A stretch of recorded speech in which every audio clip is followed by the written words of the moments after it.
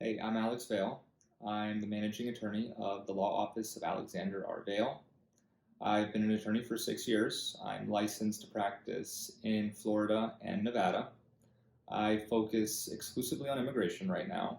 I focus on family-based immigration, naturalization, and removal defense.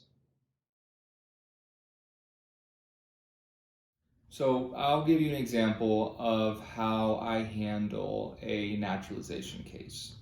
So at the initial consultation, it's most important to first assess the individual's eligibility for naturalization. So you're looking at whether they have the necessary years and continuous presence, whether they've been physically present in the United States, whether they have established good moral character for that time period. You're also going to want to see their competency with the English language, being able to read and write it.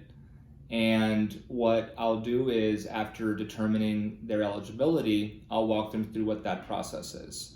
So with naturalization, you do have an interview with the agency.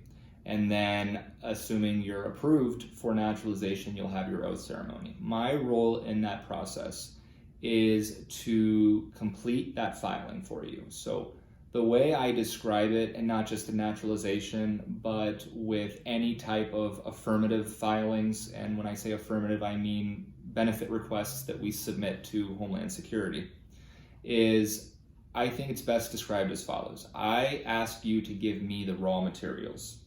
I supply the finished product. So all you have to stress about is getting me the documents I ask for, and I'll take care of all the rest. We meet for you to review that filing so you can see what exactly is being submitted to the agency on your behalf. And I'm there for you every step of the way. If you have doubts, if you have questions, concerns, I know that immigration is a very dynamic area of law, especially now. You read on the news of things that are happening, you want to know if it affects you. I'm available to answer those questions for you. Then come the interview, I'm there for you as well. I'll prepare you for that interview. I go to the interview with you, and assuming all goes well, and I don't know why it wouldn't, you would have your oath ceremony and you become a U.S. citizen.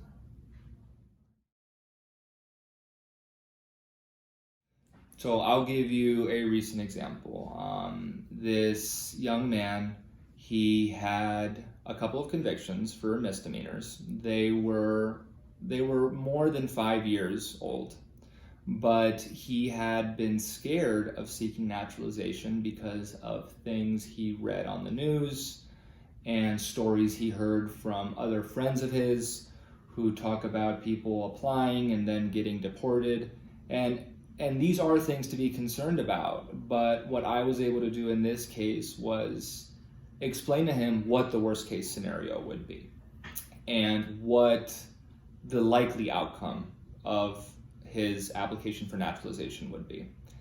And sure enough, we filed the application, we supplied all the records, and in a case like that, the agency would want to see the record of conviction.